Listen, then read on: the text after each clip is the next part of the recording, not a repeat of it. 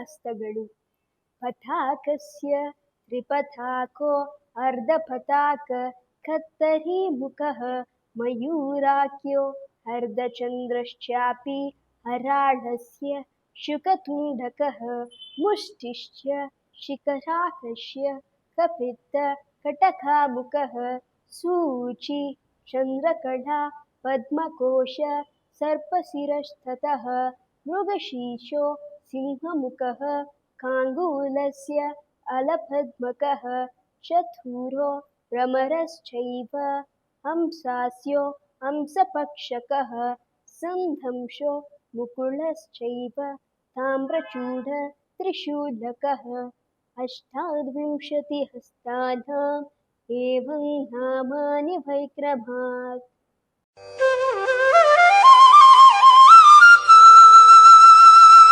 ಪಾದಭೇದಗಳು. ಉದ್ಘಟಿತಃ ಸಮಶ್ಚೈವ ತಥಾ ಅಗ್ರತಲಸಂಚಾರಃ ಅಂಚಿತಃ ಕುಂಚಿತಶ್ಚೈವ ಪಾದಪಂಚ ಪ್ರಿದಃ ಸ್ಮೃತಃ.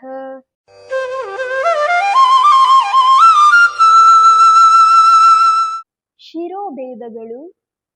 ಅಥ ನವವಿಧ ಶಿರೋಭೇದ ಲಕ್ಷ್ಯಂತೆ ಸಮಂ ಉದ್ವಾಯಿತಂ ಅಧೋಮುಖಂ ಆಲೋಲಿತಂ ದುಧಂ ಕಂಪಿತಂ ಚ ಪರಾವೃತ್ತಂ ಉಕ್ಷಿಪ್ತಂ ಪರಿವಾಹಿತಂ ನವದಂ ಕಥಿತಂ ಶೇಷಂ Natyashastra ವಿಚಕ್ಷಣೈಃ.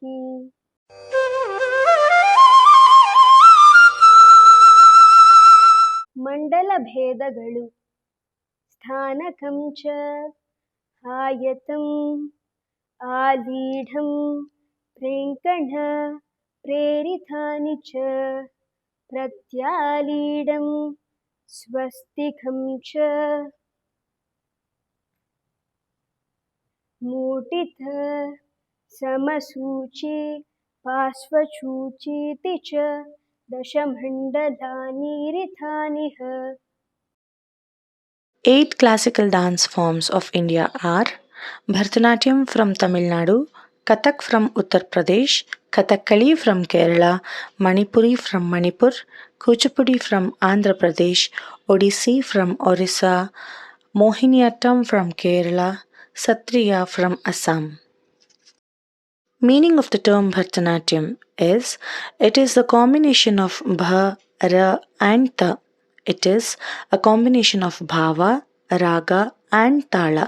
Bha means Bhava expression, Ra means Raga music, Ta means Tala rhythm.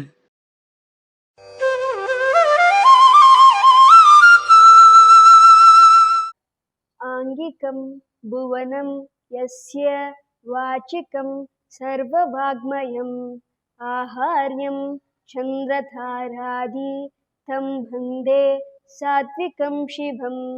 Meaning of the shloka Angikam Bhuvanam is, we bow to that Lord Shiva, whose body is the whole universe, whose speech is the entire world's language, and whose ornament is the moon and stars, etc.